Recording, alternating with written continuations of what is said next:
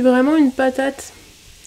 Parce que le jour d'hier, donc c'est quand même le même jour qu'aujourd'hui, mais le jour que vous avez vu hier, j'ai répondu aux 2 questions d'Instagram. J'ai pas répondu à la question d'Emma, de la bouquinade. Vraiment une grosse patate. Mais bon, c'est pas grave. Et du coup, je vais répondre aux 2 questions d'Emma parce qu'en gros, je tourne le 12 et le 13 le même jour. Donc le 13. Du coup, alors la première... Non, alors attendez, une petite anecdote sur moi.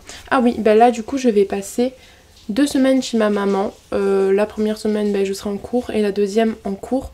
Du coup, je filmerai chez ma mère... comment ça s'appelle ? Je filmerai chez ma mère, du coup je vais plus du tout avoir de livres ni de bibliothèque et je vais déjà réfléchir aux premières questions d'avance parce qu'en fait quand j'ai pas ma bibliothèque sous mes yeux, j'ai du mal à réfléchir aux questions, à trouver des réponses. Et aussi je vais changer des endroits, il y aura peut-être un peu plus de bruit, peut-être que je vais filmer je sais pas quand parce que ça va être plus compliqué. Je pense que le lundi à un moment donné, comme je finis à 6h, je vais peut-être... Je sais pas en fait, parce qu'en plus il y a mon petit frère et donc ça va être très relou. Et les vidéos risquent de sortir assez tard le soir parce que chez ma mère le wifi n'est pas du tout aussi bien que chez mon père. Et une vidéo de 12 minutes met 4 heures à se mettre en ligne sur YouTube. Donc alors que chez mon père je mets 20 minutes même pas. Donc c'est un peu la misère, mais bon c'est pas grave, c'est la vie. Comme dirait une amie à moi, c'est la rue. Mais bon, du coup, la question d'Emma, je trouvais pas quoi répondre. C'était une citation littéraire de Noël. Sauf que moi, je ne lis pas de livre de... Ah, si, j'ai un livre de Noël et je sais pas si j'ai des citations. Non, j'ai pas gardé des citations. Donc, ce que je vais faire, c'est que je vais regarder tous les livres avec les citations. Enfin, le premier livre sur lequel je tombe avec une citation dedans, je vais prendre une citation au hasard dedans et vous la lire, voilà. Parce que j'ai marqué à un moment donné dans ma vie de lectrice mes citations sur mes livres. Il faut que je rachète des post-it pour pouvoir le refaire parce que c'est vrai que ça me manque un petit peu. Du coup c'est parti, j'en ai un sous la main où il y a des citations, mais comme c'est un livre dont je vais vous parler après, je préfère vous dire les citations, mais après. J'aime bien. J'ai des citations de Phobos 4. Voilà, alors j'aime bien cette couverture, sauf que je vais pas vous cacher, il y a un truc qui me gêne beaucoup, c'est ses pieds. Alors je trouve que le montage sur les pieds il est bizarre, genre ils ressortent assez bizarrement les pieds par rapport au reste du corps. Donc bon bref, sinon elle est trop belle la couverture, les couvertures de Phobos de toute façon. Elles sont trop belles, c'est une belle brique, c'est le dernier tome. D'ailleurs j'aimerais très beaucoup, Irine c'est français ça, j'aimerais beaucoup les relire sauf que j'attends d'avoir toute la saga pour pouvoir me la manger. Parce que j'ai le tome 1, mais il me manque le tome 2, le tome 3 et le tome origine. Donc j'aimerais bien les avoir et j'ai le tome 1 et 4. Parce que le tome 1, il y avait une promo 9,90€ et le tome 4, il était sorti il y a pas longtemps. Punaise, mais... Ah, je me stresse, regardez-moi ça. Les post-it, ils sortent de ouf. Dans Phobos, de toute façon, on va suivre Léonore, ainsi que 5 autres prétendantes et 6 autres prétendants qui vont partir en fait sur Mars, sur Phobos, une des lignes de Mars, il me semble. Et en fait, ils vont avoir des speed dating le temps du voyage jusqu'à Phobos. Des speed dating durant lesquels ils vont essayer de se connaître. Donc, en fait, comme il y a 6 filles et 6 garçons, il y en a un pour chaque personne. Et en fait, une fois arrivés à Phobos, ils vont vivre dans des maisons qui seront dans l'espace, sur la planète. Et ils vont devoir procréer pour faire en fait une colonie sur Phobos. Et du coup, il va... Oh non, mais ça m'énerve. Donc forcément, vous vous doutez bien qu'il va se passer quelque chose. Et du coup, j'ai annoté des citations du tome 4. Et je vais voir si il y en a qui spoilent pas. Bon, alors j'en ai une petite que j'avais prise. Et c'est donc... Le besoin de se venger est la chose au monde la mieux partagée. Nul n'y échappe, ni les petits, ni les grands. Voilà, c'était pas ouf, hein. Irine, tu sais pas prendre des citations. Je suis sûre qu'il y en avait des mieux, mais bon. Mais c'était celle qui spoilait pas. Voilà, du coup, elle était bien. Et j'en avais que 4 sur une grosse pavasse comme ça m'étonnerait quand même, Irine. Bon, voilà pour la citation. Et maintenant, je dois vous parler d'un livre qui me donne... qui est aussi réconfortant, aussi doudou qu'une bûche glacée. Et du coup, je me suis dit d'abord, vas-y, trouve un livre d'hiver et tout. Sauf que je me suis dit, j'en ai tellement peu lu. Mais du coup, si j'ai What Light. C'est le seul livre de Noël que j'ai lu. C'est par l'auteur de 13 Reasons Why, donc Jay Asher. Et du coup, je l'ai lu au moins 3 fois, je crois. J'aime beaucoup ce livre. En fait, c'est très, du coup, c'est très Noël. C'est doudou, c'est bien, c'est réconfortant, je trouve. J'aime trop la couverture, je la trouve juste sublime.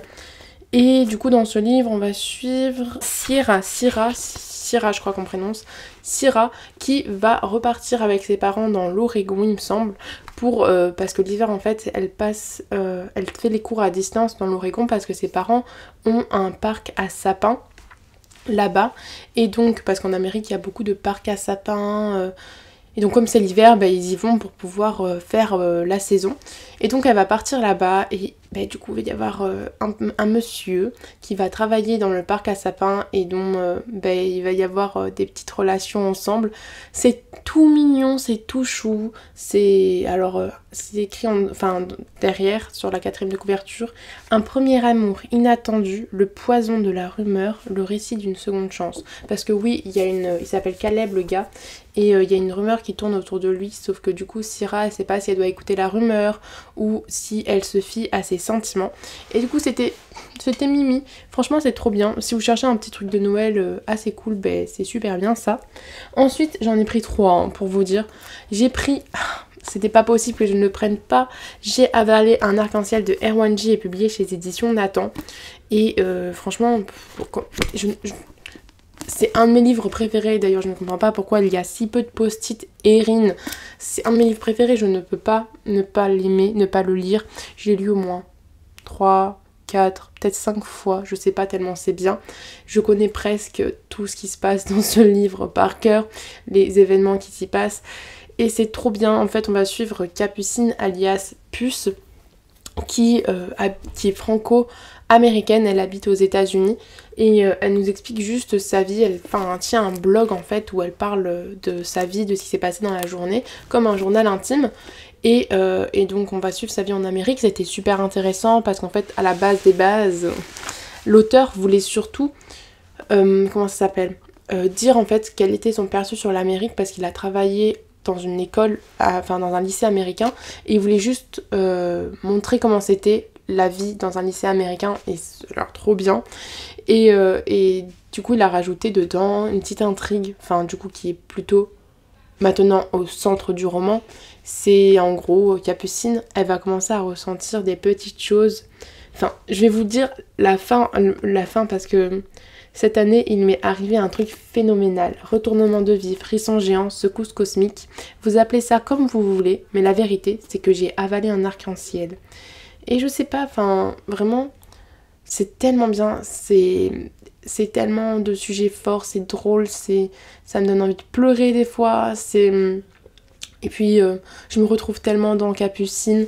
Je vais vous lire les citations, mais oh là là, j'aime tellement cet auteur. À la maison, c'est ce que j'appelle un bordel linguistique de grande envergure. Ça change tout le temps. Parfois, mon père parle en anglais, ma mère répond en français et moi, je suis paumée.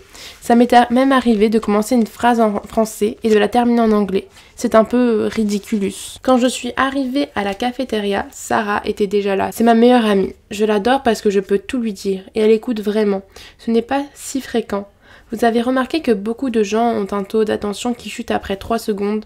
J'ai l'impression qu'il faut se dépêcher pour dire quelque chose à quelqu'un. Pour moi, un ami, c'est quelqu'un avec qui on peut prendre son temps. Pour définir le rapport qu'on a avec notre école, il y a 2 trucs à savoir. Numéro 1, on passe notre temps à la maudire et à la critiquer. Numéro 2, on l'adore. Parfois, Sarah m'énerve, dit des trucs agaçants et j'oublie pourquoi elle est ma meilleure amie. Et puis d'autres jours, elle a dit à un membre d'une dynastie qu'elle préférerait qu'on lui greffe une trompe d'éléphant à la place du nez plutôt que de sortir avec lui et je me rappelle pourquoi je l'aime. Voilà, ce roman est si frais, si bien, si doux, j'aime... En fait, quand je me sens mal, je vais m'orienter vers lui pour aller le lire parce que du coup, il est tellement drôle que je sais que je vais l'aimer et j'aime tellement ce roman. Si vous l'avez pas lu, vraiment, mais foncez. Je sais pas, je crois qu'il y a eu des critiques dessus, des problèmes autour, mais je comprends toujours pas pourquoi il y a eu des problèmes. Que quelqu'un m'explique quels sont les problèmes avec ce roman. Je ne les trouve pas. Voilà, j'aime tellement. Et du coup le dernier, j'avais envie de vous présenter un autre Cathy Cassidy parce que c'est vrai que moi, comme je vous avais dit dans une autre vidéo, enfin dans un autre mini bookmas, les Cathy Cassidy, j'aime beaucoup ça, je me sens bien quand je les lis, c'est peut-être jeunesse mais je sais pas, je me sens bien. Et du coup je vous présente Miss Pain d'épices de Cathy Cassidy. Dans ce livre on va suivre Cannelle qui a 13 ans, qui est rousse et qui du coup quand elle était plus petite se faisait un peu harceler à cause de sa couleur de cheveux. Elle était un peu vue comme, enfin elle était un peu la meuf dans le bas de l'échelle du lycée. Et du coup depuis que sa meilleure amie, je sais plus comment elle s'appelle sa meilleure amie, je vais vous dire ça... Shannon, depuis que sa meilleure amie Shannon, enfin elles se sont rencontrées, Shannon a changé sa vie, elle lui a permis d'obtenir une place dans le lycée, enfin dans le collège plutôt parce que c'est un collège, de devenir belle, de pouvoir prendre confiance en soi. Et un jour en fait elle va rencontrer un garçon qui s'appelle Sam, un garçon décalé, et en fait le problème c'est que Shannon déteste ce garçon et pourtant Cannelle, elle aime beaucoup ce garçon et elle a peur d'assumer ses sentiments du coup parce que elle veut pas que sa meilleure amie, enfin d'avoir une mauvaise estime envers sa meilleure amie. Et du coup son problème, parce qu'il y a toujours écrit ça derrière, elle a peur de perdre ses amis, de redevenir celle dont tout le monde se moque. Et c'est vraiment bien, c'est toujours doudou les livres de Cathy Cassidy, j'aime toujours autant. Voilà, je vais pas m'attarder plus dessus parce que je vous en ai déjà présenté 3. Si vous cherchez un livre vers lequel vous orientez pour lire du doudou, je vous conseille du Cathy Cassidy, quel qu'il soit. J'avale un arc-en-ciel et What Light. Et puis c'est tout pour nous aujourd'hui. Si vous avez regardé la vidéo jusqu'au bout, alors je vais essayer de trouver un truc. Qu'est-ce que je pourrais dire? Vous pouvez mettre un emoji flocon de neige et ou me dire votre saison préférée. Voilà, moi c'est l'automne et l'hiver, j'adore. De toute façon je préfère les saisons froides aux saisons chaudes.